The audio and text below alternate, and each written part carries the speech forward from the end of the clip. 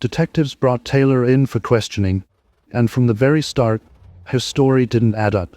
At first, she claimed she had borrowed the car from someone named Sean. She couldn't give a last name, an address, or even a solid description. Just Sean. Detectives, however, quickly checked jail records and discovered that the only Sean she might have been referring to had been locked up weeks before the murder. It was impossible for him to have given her the car. Caught in the first lie, Taylor shifted gears. She admitted she knew Bill, but downplayed it, saying he wasn't anything to her. She claimed she had been at her grandfather Denton's house, that she had hung out with a couple of white male friends, and that she barely noticed Bill at all. But detectives weren't buying it. They pressed harder, and the pressure started to work. Taylor's story changed again. This time, she said that another man, Joe, had been with her. According to her, Joe was the one who knocked on Bill's door, went inside, and came out later saying he had taken care of it. Taylor insisted she left, went to McDonald's, and returned only to find Joe already gone with Bill's belongings. She portrayed herself as a bystander, guilty of nothing more than bad company. But detectives knew better. The GPS tracker in Bill's car told a different story. It mapped every move the vehicle made after Bill's death, trips to Denton's house, to a casino, and back again. Taylor was at the center of it all. Her fingerprints and fibers connected her directly to the crime. The physical evidence contradicted every version of her alibis. To break her down further, police used every tool they had. They confronted her with lies. They reminded her that her children would grow up without her if she didn't come clean. They even brought in a polygraph test, which she failed. The examiner told her plainly, "You're showing deception. You're not being truthful." Still, Taylor smirked, dodged, and pointed fingers at imaginary accomplices. But investigators weren't fooled. They had already pieced together what happened. Taylor had been inside Bill's house, she had killed him, and she had stolen his car. Now it was a matter of proving it in court. By the time Taylor Elkins stood before the court, detectives had built a strong case against her. The prosecution didn't just rely on her inconsistent statements. They had something much stronger: physical evidence and her own behavior. The GPS data from William's car placed Taylor at multiple locations in the days following the murder. The fibers found on Bill's body linked back to items Taylor had handled. And, most damaging of all, there was her unofficial confession.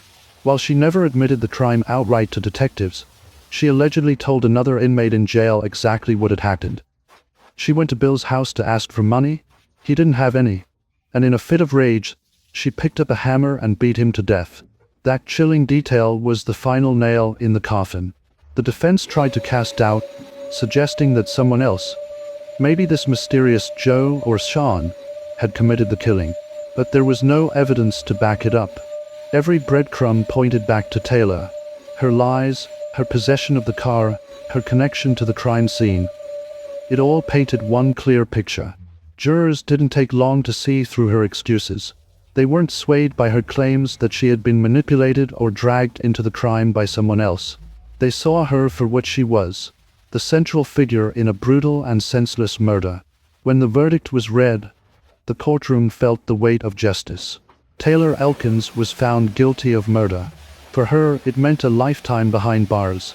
Her first chance at parole won't come until 2059. By then, she'll be well into her 60s if she lives that long. For the dubious family, the verdict brought some closure, though no sentence could ever replace Bill. He was gone. Taken not by illness, not by old age, but by a young woman who should have been building her future, not destroying someone else's. The trial made clear one thing. Taylor thought she could outsmart investigators, thought she could weave enough lies to walk away from the crime. But the truth always has a way of breaking through. After the trial, the community of Fort Smith was left to process the senseless murder of a man who had given his life to education. William Duburis wasn't wealthy, powerful, or controversial. He was simply a teacher, a neighbor, and a friend. His kindness and reliability made him a steady presence in the lives of many. That stability was ripped away in one violent night by someone who had once been on the other side of his classroom. For many, that's what made this case especially painful. It wasn't just that Taylor Elkins killed someone, it was who she killed. A teacher represents guidance, patience, and structure. To see a student turn on that figure, and do so in such a brutal way, was a betrayal that cut deep. In prison, Taylor has little left but time. Time to replay her choices. Time to remember that every lie she told only made her situation worse. And time to know that she will not be free again until 2059, at the earliest. By then, the world will have moved on. The people she once knew will be gone. The life she thought she could have will no longer exist. For investigators, this case is a reminder of why persistence matters. If not for the welfare check from a concerned neighbor, Bill's body might have gone undiscovered for longer. If not for the GPS tracker, the car might never have been found.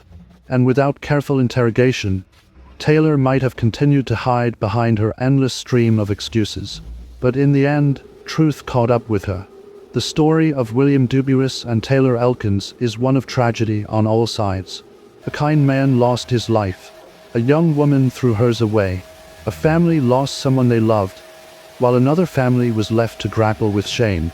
It forces us to ask hard questions. How does someone reach a point where rage overtakes reason? How does desperation turn into violence?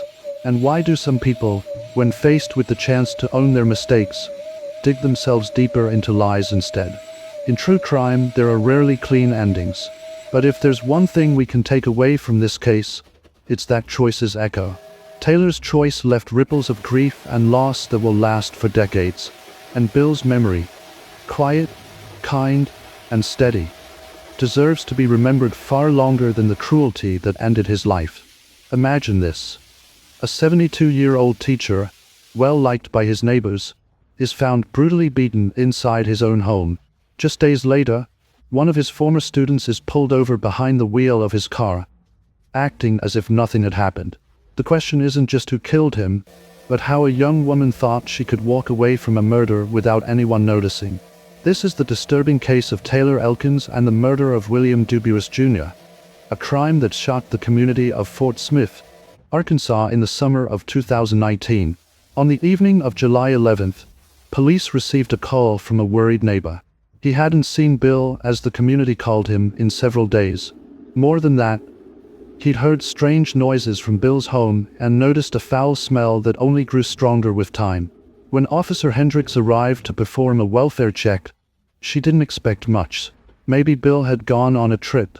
Maybe he was with family. But as she walked closer, something felt wrong. The front door was locked from the outside, a detail that seemed harmless at first. But when Hendricks pushed open a window of the house, an unmistakable odor rolled out. It was the heavy, suffocating smell of death.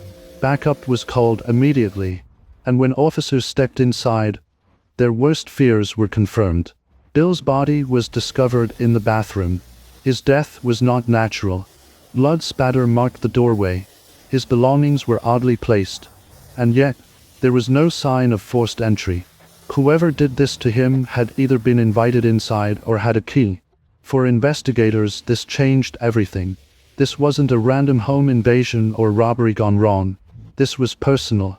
And yet, just hours later, suspicion would fall on someone completely unexpected.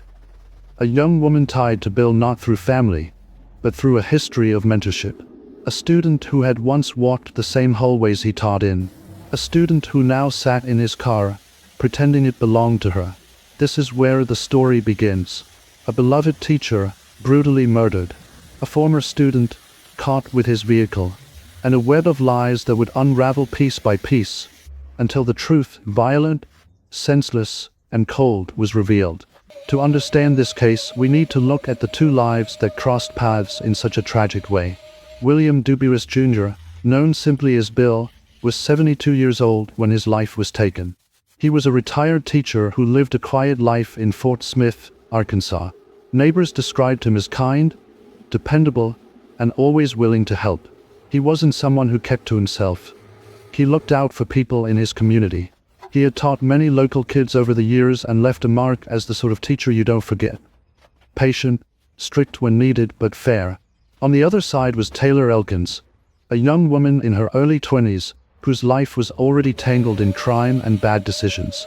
By the summer of 2019, Taylor had a record that included drug charges, assault and theft. She was out on bond, facing multiple felonies, and bouncing between unstable living situations. Unlike Bill, who was respected and trusted, Taylor was known to law enforcement. To put it simply, she was on a downward spiral and everyone around her could see it. Taylor wasn't alone in this. Her grandfather, Denton Stringer, was a name that came up often when police canvassed the neighborhood. Denton had a reputation for drama and chaos. Neighbors frequently reported arguments, fights, and suspicious activity at his residence. He wasn't considered dangerous on the same level as Taylor, but trouble seemed to follow him. That's where the connection begins to take shape. Taylor was Denton's granddaughter, and Denton lived in the same area where Bill was murdered. At first, it seemed like coincidence, but as detectives would later learn, the family tie would become an important piece of the puzzle. It's important to note that Bill wasn't the type of man who made enemies. He wasn't wealthy. He didn't live extravagantly. His life was simple and he valued routine. So when police found him beaten to death inside his own bathroom, they immediately understood that this wasn't about money or random violence. It was personal. Someone who knew Bill, or at least had easy access to him, was responsible. And soon, the missing car would give police the first big lead. Because while Bill's body lay undiscovered for days, his car didn't stay hidden for long. And the person behind the wheel would shock investigators. It was Taylor Elkins. When police entered William Dubuis's home, the scene spoke louder than words. Bill had been beaten viciously, left lifeless in his bathroom. This wasn't a quick death. It was violent, deliberate, and cruel. What made it more chilling was the strange order of the house. Nothing had been forced open. Nothing looked ransacked. His keys, wallet, and phone were all there, untouched. And yet, his front door had been locked from the outside. Whoever killed Bill had taken time to make it look like he'd simply disappeared, while hiding the truth behind closed doors. But the biggest clue wasn't inside the house. It was missing from the driveway. Bill's car was gone. For investigators, this was a turning point, because while killers can clean up a crime scene, a stolen vehicle can be tracked. And thanks to Bill's wife, Susan, that's exactly what happened. The car had a GPS tracker. With just a few clicks, detectives could see exactly where it had gone after leaving Bill's home. The trail led them to a house. Outside, parked in plain sight, was Bill's car. Inside the home, officers found several people. Some looked nervous. Others seemed indifferent. But when the question was asked, "Who owns that red car outside?" everyone pointed to the same person, Taylor Elkins. When Taylor stepped outside, she looked almost bored. She didn't act shocked, scared, or even nervous that she was being questioned about a dead man's car. Instead, she gave investigators a half-hearted explanation. She said she borrowed it from a guy named Sean. No last name, no details, just Sean. It was the first of many lies Taylor would tell. The truth, however, would come out in pieces. Taylor hadn't simply borrowed the car. She had been inside Bill's house. She had seen him in the days leading up to his death. And according to later testimony, she had exploded in anger when Bill couldn't give her what she wanted: money. In that rage, Taylor grabbed a hammer. Blow after blow, she beat the man who had once been her teacher, the man who had taught children for decades, the man who should have been enjoying his retirement in peace. When it was over, she locked the door behind her, took his car, and acted as if nothing had happened. To Taylor, it seemed simple. A crime she thought she could bury with lies, but she underestimated the persistence of investigators and the weight of evidence that would eventually crush her story.